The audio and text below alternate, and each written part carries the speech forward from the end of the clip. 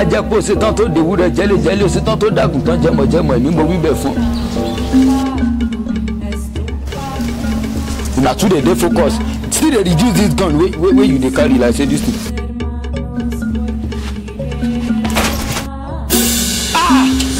Adoke, you leave me now, Adoke. Abeke, be like say you dey beg, yeah, Ofete.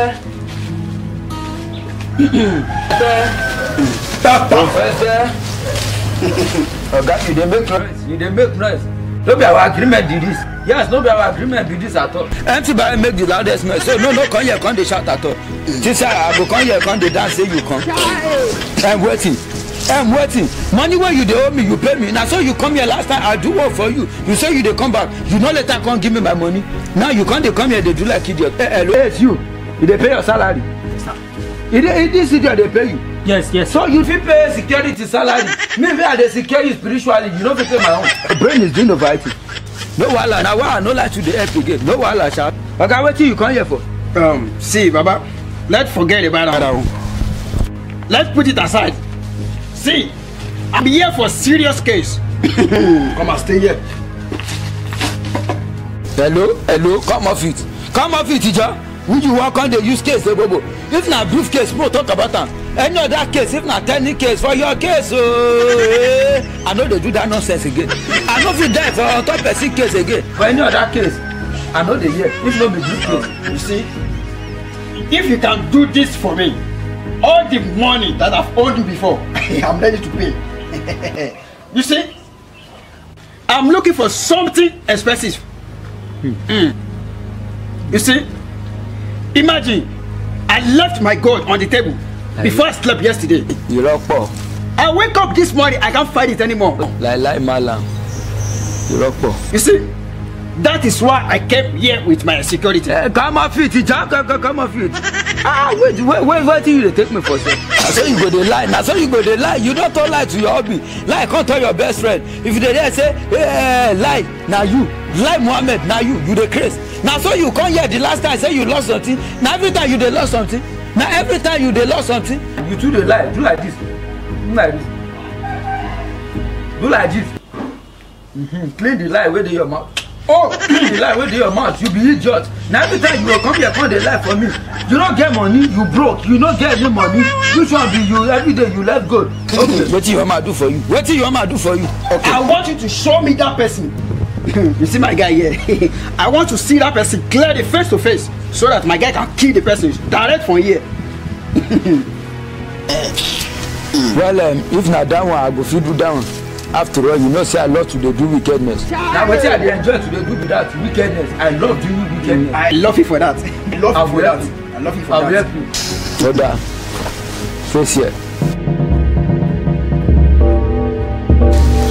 Ọláfẹ́fẹ́ lẹ́lẹ́ni ṣèbí oko lálu ẹ̀fúùfù lẹ́lẹ́ni ṣèbí àgbọn jàjà. Afẹ́fẹ́ kọ̀ wá nífẹ̀ẹ́ kó má kàn gé oko lára.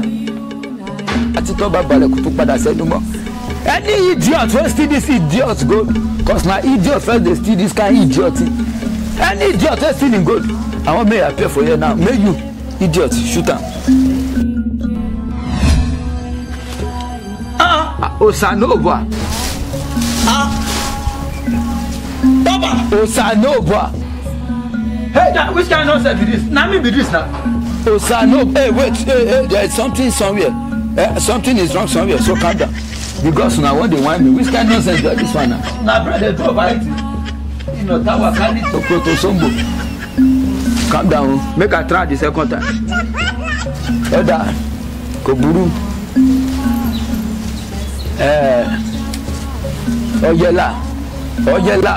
Oyela, tá a bá fẹ́ mọ lójú àríran.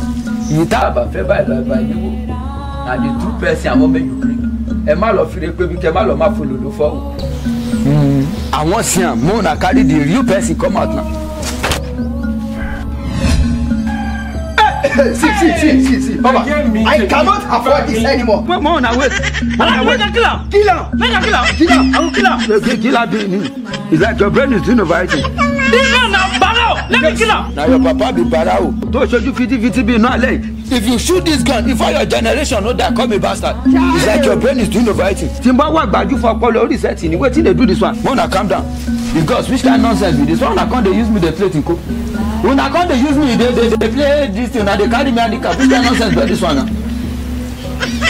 Make I try am the last time. Anybody wey come out now kill am. Oda.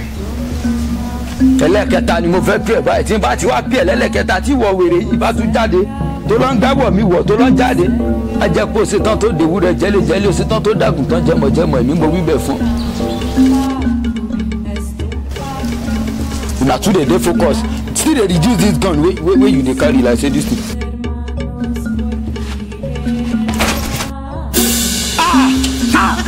No, now wait. So wait. Hey, you know say na tutu God dey create person. For where? Na tutu God dey create person. Oga no shoot anything. Maybe na the second person wey God create. Alaji make a kill. Kill wetin? Alaji. Kill wetin? Alaji go kill am.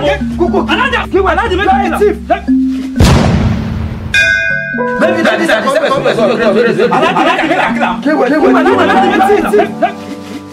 Ladies and gentlemen, thank you very much. God bless you.